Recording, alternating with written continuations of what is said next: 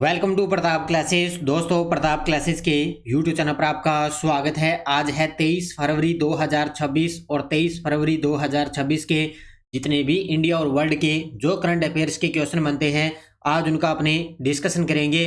पूरा वीडियो ध्यान से देखना और लास्ट में आपसे क्वेश्चन पूछूंगा जिनके जवाब आपको कमेंट बॉक्स में देना होगा।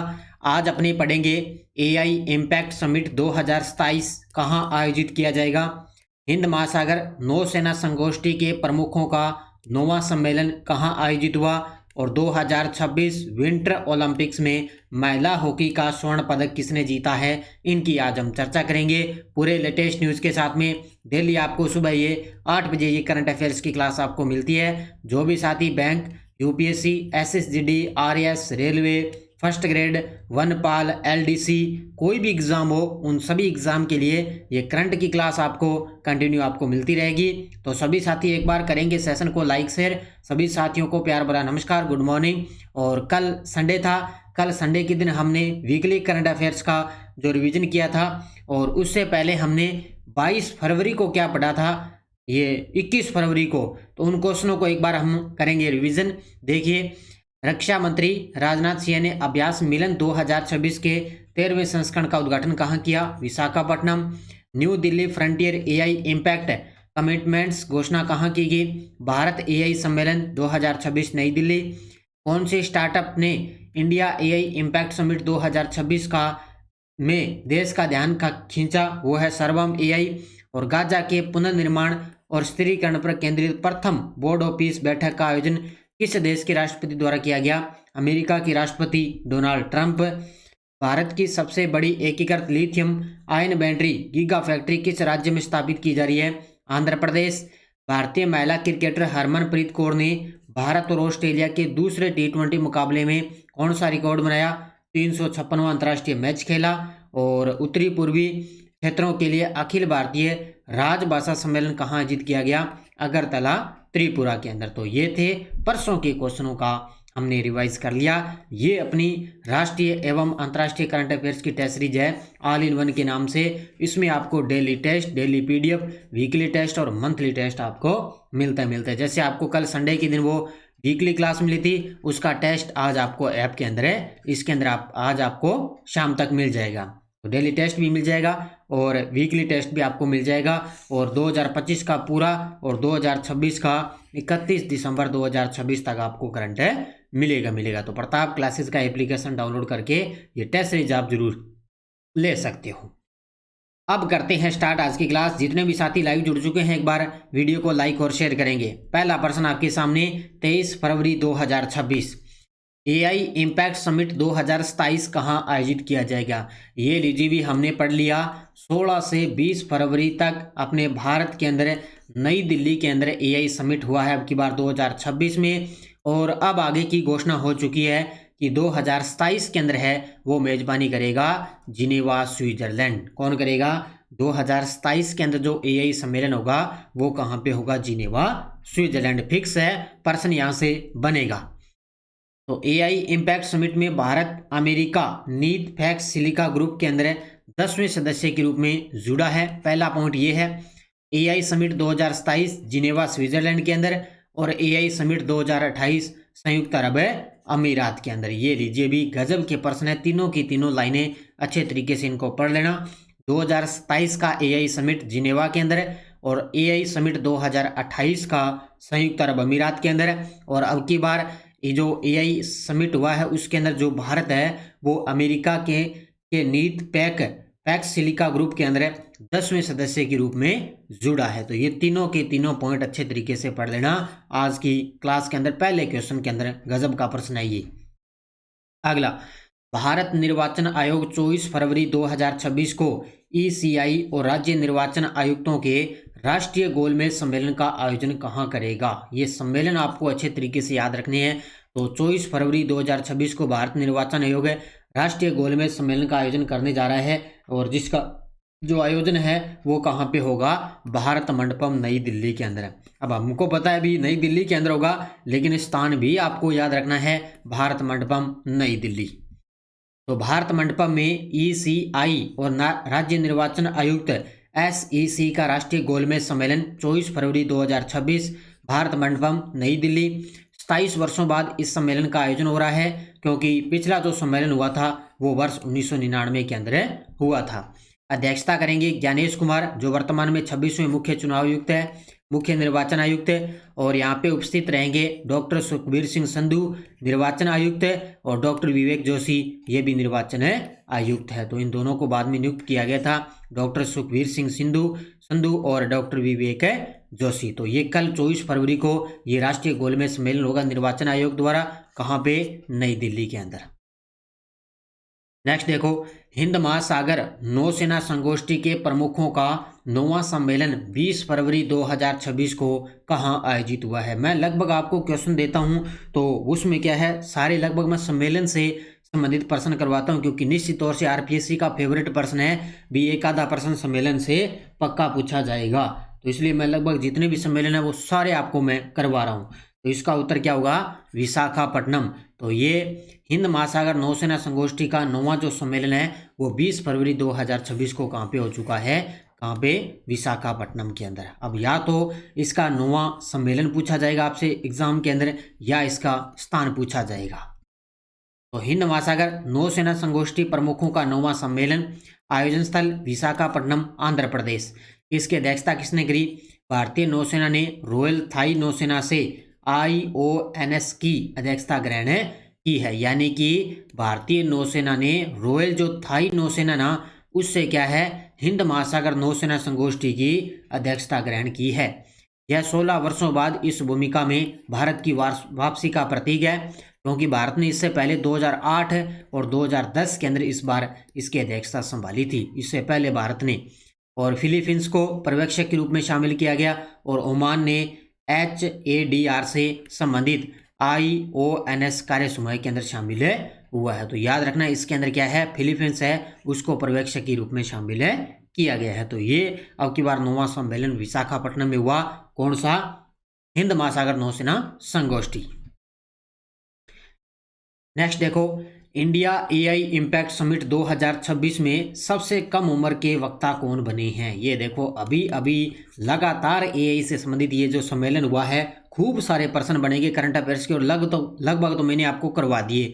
इस प्रकार और भी बनते जाएंगे, तो मैं धीरे धीरे आपको करवाता रहूंगा। तो इंडिया AI इम्पैक्ट समिट 2026 के अंदर सबसे कम उम्र के वक्ता कौन बने हैं, ये देखो आपके सामने, छोटे से बालक आपके सामने है तस्वीर के अंदर। इनका नाम है रणवीर सचदेवा।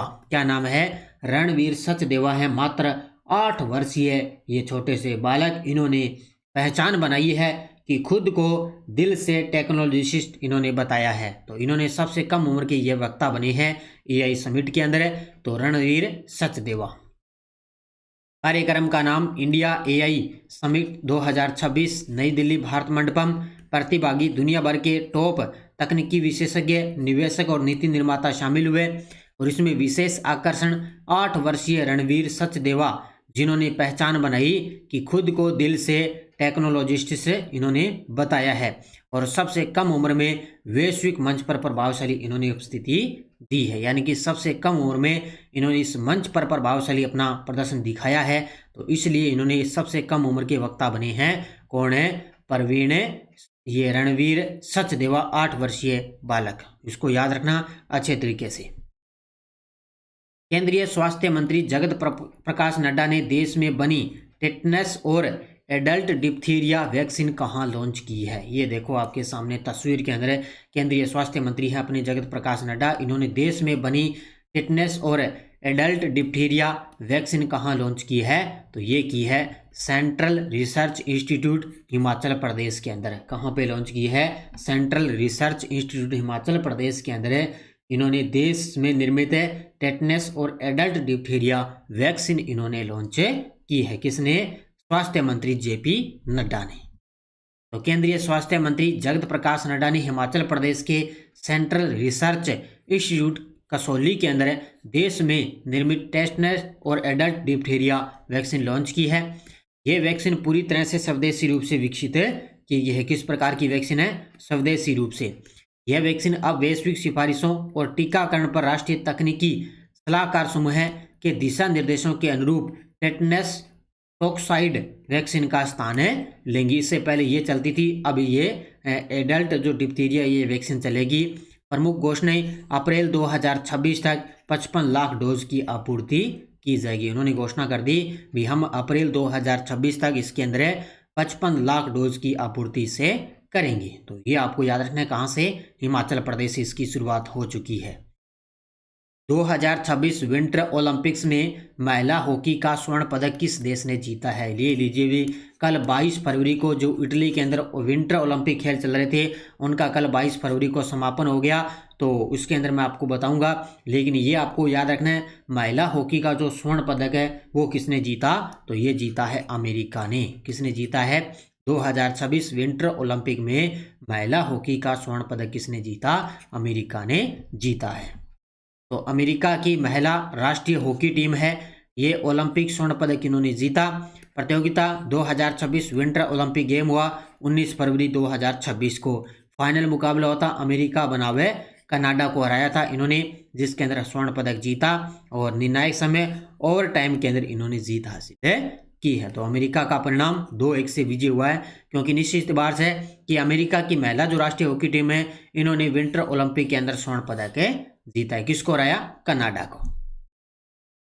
अटल Bihari Vajpayee the internal statesman coffee table book का विमोचन किसने किया है? ये गजब का प्रश्न है, चर्चा में पुस्तक है। ये देखो आपके सामने अटल बिहारी वाजपेयी से संबंधित ये पुस्तक है। तो Atal Bihari Vajpayee the internal statesman coffee table book का विमोचन किसने किया? तो हमारे वर्तमान में जो उपराष्ट्रपति हैं सीपी राधाकृष्णन, इन्होंने इस पुस्तक का विमोचन ये अभी नई दिल्ली के अंदर ये आयोजन हुआ जहां पे इसका विमोचन किया गया। और इस पुस्तक का लेखक कौन है? लेखक है श्री विजय गोयल। याद रखना, श्री विजय गोयल है वो इस पुस्तक के लेखक हैं। तो कार्यक्रम स्थल डॉक्टर अंबेडकर इंटरनेशनल सेंटर नई दिल्ली, उपराष्ट्रपति सीपी राधाकृष्णन, और पुस्तक का नाम अटल Bihari Vajpayee the internal statesman, इसकी ये पुस्तक का नाम है और इसके लेखक है श्री विजय गोयल। कार्यक्रम का उद्देश्य कॉफी टेबल बुक का विमोचन इन्होंने किया है। तो ये काफी चर्चा में है, ध्यान रखना, या तो इसका विमोचन पूछा जाएगा या इसका लेखक पूछा जाएगा। राष्ट्रीय इलेक्ट्रॉनिक्स और सूचना प्रौद्योगिकी संस्थान ने 21 फरवरी 2026 को NIELIT दिल्ली का युवा रोजगार मेला कहाँ आयोजित किया है? अब देखो, ये देखो आपके सामने NIEIT, यानी कि ये दिल्ली का एक युवा रोजगार मेला हुआ है। अब नाम से पता चल रहा है तो ये कहाँ पे आयोजित हुआ? नई दिल्ली के अंदर ये रोजगार मेला आयोजित किया जा चुका है। कब है? 21 फरवरी 2026 को राष्ट्रीय इलेक्ट्रॉनिक और सूचना प्रौद्योगिकी संस्थान द्वारा। तो ये 21 फरवरी को दिल्ली के अंदर युवा रोजगार मेला की शुरुआत हुई है। तो युवा रोजगार मेला 2026 आयोजनकर्ता राष्ट्रीय इलेक्ट्रॉनिक और सूचना प्रौद्योगिकी संस्थान है। अधीन मंत्रालय, ये किसके अधीन है? इलेक्ट्रॉनिक और सूचना प्रौद्योगिकी मंत्रालय के अधीन है। आयोजन 21 फरवरी को हुआ। स्थान NIELIT दिल्ली कार्यालय है, जनकपुर दिल्ली के अंदर इसका आयोजन हुआ। उद्देश्य क्या है? पूर्व एवं वर्तमान छात्रों को रोजगार के अवसर प्रदान करना, और लाभार्थी IT और इलेक्ट्रॉनिक क्षेत्र के छात्र और परीक्षार्थी वो इसके अंदर लाभार्थी रहेंगे। तो ये सीधा प्रश्न भी आ सकता है कि युवा रोजगार मेला कहाँ आयोजित हुआ? दिल्ली के अंदर। बिहार के मुख्यमंत्री नीतीश कुमार की अध्यक्षता में राज्य कैबिनेट ने किस जिले में अंतर्राष्ट्रीय हवाई अड्डे के निर्माण को मंजूरी दी है? ये भी गजब का प्रश्न है। तो बिहार के CM नीतीश कुमार की अध्यक्षता में राज्य कैबिनेट ने किस जिले में अंतर्राष्ट्रीय हवाई अड्डे के निर्माण को मंजूरी दी? तो ये बनेगा अब सारण जिले में। तो बिहार के अंदर सारण जिला है जहां पे नए हवाई अड्डे को मंजूरी दी जा चुकी है। अभी 3-4 महीने पहले भी रेलवे ग्रुप D के एग्जाम चल रहे थे ना, कई शिफ्टों के अंदर, मैं बता देता हूं। उसके अंदर नीतीश कुमार का प्रश्न आया था करंट अफेयर्स में कि ये बिहार के अंदर ये कितनी बार मुख्यमंत्री पद की इन्होंने शपथ ली है? तो ये अभी की बार है 10वीं बार मुख्यमंत्री पद की शपथ इन्होंने ली है। अभी ये प्रश्न आया था रेलवे ग्रुप D के अंदर। तो ये सारे प्रश्न ध्यान रखना अच्छे तरीके से, और मुझे टाइम नहीं है, मैं नहीं तो आपको स्क्रीनशॉट डाल देता। टेलीग्राम पे खूब सारे प्रश्न आए हैं जो मैंने आपको डेली की क्लास में करवाए हैं। देखो डिटेल। अध्यक्षता नीतीश कुमार। बिहार राज्य कैबिनेट द्वारा अंतर्राष्ट्रीय हवाई अड्डे के निर्माण को मंजूरी। कहाँ पे? सोनपुर जिला सारण बिहार के अंदर। इस रनवे की लंबाई रहेगी 4200 मीटर रहेगी और क्षमता एयरबेस A380 जैसे बड़े विमानों के संचालन के अंदर ये सक्षम रहेगा। कुल क्षेत्रफल 4228 एकड़ का इसका क्षेत्रफल रहेगा। विकास क्षेत्र हाजीपुर और डुमरिया के बीच, और लक्ष्य वर्ष 2030 तक इसको इस परियोजना को पूर्ण करना है। जब ये हवाई अड्डा पूरी तरह से निर्माण हो जाएगा, जब इसका संचालन स्टार्ट हो जाएगा ना, तो ये बिहार के अंदर सबसे बड़ा ये हवाई अड्डा बन जाएगा। तो ये भी आपको अच्छे तरीके से याद रखना है। अब देखो वन लाइनर आपके सामने करंट। पहला है, भारत सरकार ने भारत के मर्चेंडाइज ट्रेड इंडेक्स का आधार वर्ष 2012-13 से बदलकर 2022-23 से कर दिया। आर्थिक समीक्षा का प्रश्न बन गया। हरशरण कौर त्रेहन को पंजाब राज्य विद्युत निगम लिमिटेड में निदेशक नियुक्त किया गया है। भारतीय मूल की अधिकारी आशा शर्मा को माइक्रोसॉफ्ट गेमिंग की नई सीईओ और एक्सबॉक्स प्रमुख नियुक्त किया गया। तो माइक्रोसॉफ्ट गेमिंग की नई सीईओ बन चुकी है भारतीय मूल की अधिकारी आशा शर्मा। और वेस्ट इंडीज के तेज गेंदबाज समार जोसेफ ने T20 अंतर्राष्ट्रीय क्रिकेट में एक ही मैच के अंदर 4 विकेट लिए और 4 कैच लेने वाले दुनिया के पहले खिलाड़ी बन चुके हैं। इस प्रकार का प्रश्न भाई छप सकता है। वेस्ट इंडीज के तेज गेंदबाज समार जोसेफ, जिन्होंने एक ही मैच के अंदर 4 विकेट ले लिए और 4 ही कैच ले लिए। तो ये चारों के चारों अच्छे तरीके से याद रख लेना। और सभी साथी टेलीग्राम ग्रुप ज्वाइन कर लेना। ये टेलीग्राम ग्रुप है, कोई सूचना, कोई लिंक, कोई नोटिफिकेशन सब आपको टेलीग्राम पे सूचना मिल जाती है। पिछले वीडियो का क्वेश्चन क्या था, BBC Indian sports women of the year 2025 पुरस्कार किसे स्मृति मंदाना को दिया जाएगा, इसकी घोषणा हो चुकी है। अच्छे तरीके से पढ़ लेना, ये सारे मैंने करवा दिए। और क्वेश्चन फॉर यू, भारत और फ्रांस मिलकर एरोनॉटिक्स एवं रक्षा क्षेत्र में राष्ट्रीय उत्कृष्टता केंद्र कहाँ स्थापित करेंगे, लखनऊ, कानपुर, पुणे, हैदराबाद के अंदर। और यस्टर डोज अपनी क्या थी, भारत में दल बदल संबंधी मामले पर अंतिम निर्णय लेने का अधिकार सदन के अध्यक्ष को। भारतीय संसद की सबसे बड़ी समिति कौन सी है, प्राक्कलन समिति। बिना अनुमति के कितने दिन संसद से अनुपस्थित रहने पर किसी भी सांसद को अयोग्य घोषित किया जा सकता है, 60 दिन। और भारतीय संविधान का कौन सा अनुच्छेद संसद को राज्य सूची के विषय पर कानून बनाने के लिए शक्ति प्रदान करता है, तो वो है अनुच्छेद 249। तो ये जो मैं आपको करवा रहा हूँ ना, मुझे पूरी उम्मीद है यहाँ से प्रश्न भी आपको पॉलिटिकल के एग्जाम में देखने को मिलेंगे। और अब देखो आपके लिए नेक्स्ट डोज क्या है। इस वाद में भारत के उच्चतम न्यायालय ने यह उल्लेख किया है कि संसदीय विशेषाधिकार संविधान का अभिन्न अंग है। उस वाद का नाम बताना है। भारत के उच्चतम न्यायालय में न्यायाधीशों की संख्या में वृद्धि करने की शक्ति किसमें निहित है, कौन कर सकता है ऐसा। और भारत के संविधान के कौन से अनुच्छेद में उच्चतम न्यायालय में तदर्थ न्यायाधीशों की नियुक्ति का उल्लेख है। और राष्ट्रपति पर महाभियोग की प्रक्रिया किस देश से ली गई है। तो इन चारों क्वेश्चनों के जवाब आपको कमेंट बॉक्स में देना है अच्छे तरीके से। अब इनके साथ में और भी चीज़ें आप पढ़ोगे तो लगभग आपको इनके साथ में चीज़ें याद होगी। और ये अपनी RPSC फर्स्ट ग्रेड की करंट अफेयर्स की बुक बाजार के अंदर आ चुकी है। तो नानक क्लासेस के नाम से SI वाले भी और फर्स्ट ग्रेड वाले इस बुक को लेकर आप अच्छे तरीके से अध्ययन कर सकते हो। और ये बाजार के अंदर बुक आ चुकी है। और ऑनलाइन ऑर्डर करना है तो नानक पब्लिकेशन ऐप डाउनलोड करके ये बुक आप ऑनलाइन ऑर्डर कर सकते हो। तो अच्छे तरीके से ये ले आना, अच्छा कंटेंट है। और ये RPSC फर्स्ट ग्रेड की अपनी करंट अफेयर्स की टेस्ट सीरीज चल रही है प्रताप क्लासेस एप्लीकेशन में। और ये सेकंड ग्रेड शिक्षक और PT थर्ड ग्रेड की ये भारत और विश्व भूगोल के लिए फर्स्ट पेपर की भी अपनी टेस्ट सीरीज लॉन्च हो चुकी है। तो ये आप जरूर लेना। LDC की चल रही है, SI की है, CAT की है, ये आप ले सकते हो। तो सभी साथी करेंगे वीडियो को जाते जाते लाइक शेयर। बस आप निरंतर पढ़ो, अच्छे तरीके से पढ़ते रहो, निश्चित तौर से आपको सफलता मिलनी है। तो सभी साथी करेंगे वीडियो को जाते जाते लाइक शेयर। धन्यवाद। जय हिंद, जय भारत, जय राजस्थान।